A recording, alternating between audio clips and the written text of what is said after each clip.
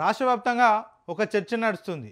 తెలంగాణ రాష్ట్రంలో మరి బీజేపీ కావచ్చు, కాంగ్రెస్ కావచ్చు కలిసి పనిచేస్తూ ఉన్నారు. మరి కాంగ్రెస్ చేసేటువంటి విధి విధానాలు ఎక్కడ కూడా బీజేపీ పార్టీ పూర్తి మొత్తంలో ఎండగట్టడం లేదు. అక్కడ రాహుల్ గాంధీ ఏమో ఎన్డీఏ కూటమిని ఎప్పుడు మరి ఎండగడతా ఉంటాడు, ఎప్పుడు ప్రశ్నిస్తూ ఉంటాడు.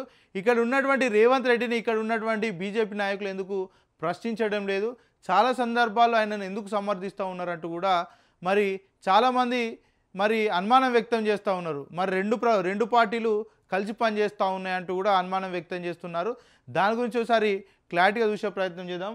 కాంగ్రెసు బీజేపీ దోస్తి, రేవంత్కు బీజేపీ నేతల ఫుల్ సపోర్ట్, తప్పులు చేసిన కాముష్, ఇక 6 గ్యారెంటీలపై మౌనం, ఎరువుల కొరతలోనూ వెనుకేసుకొస్తున్న వైనం. ఇక ఎరువుల కొరతలో చాలా వరకు కూడా మనం చూస్తూనే ఉన్నాం. గ్రామాల్లో ఉన్నటువంటి రైతులంతా కూడా యూరియా సెంటర్ల ముందట లైన్లలో నిల్చొని, అదేవిధంగా చెప్పు లైన్లో పెట్టి, పట్టా పాస్బుక్ల లైన్లో పెట్టి మరి వాళ్ళు యూరియా కోసం వెయిట్ చేస్తూ ఉన్నారు. చాలా సందర్భాల్లో కూడా మనం చూసినాం.